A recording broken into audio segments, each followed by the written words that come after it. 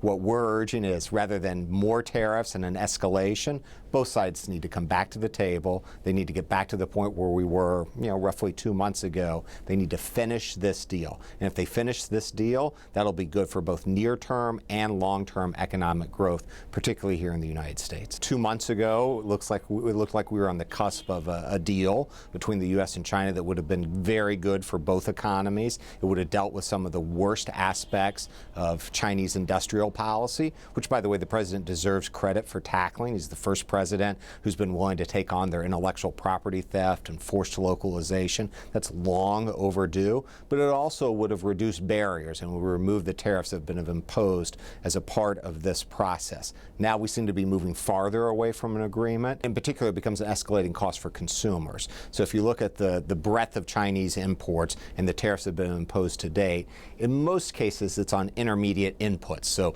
things that manufacturers or businesses buy from China that they then use to make other things here domestically in the United States. We're getting to that last raft of tariffs where we're talking about things that you and I buy in a store, and that's going to be felt directly by consumers. There's much less margin to absorb those increased tariff costs, and this is going to be a significant departure from what we've experienced over the last year or so with respect to how tariffs impact not just the economy, but American families. It's certainly causing businesses to relook at their supply chain and their structure, but that's obviously easier said than done, right? In many cases, you're talking about long-standing, complicated supply chains, relationships based on quality assurances and things that have been worked out over a significant period of time. You can't simply just pick that up and move it somewhere else, all right? You can't move on a dime in these situations. So I think what folks are really looking for is, what's the long-term trajectory here? Are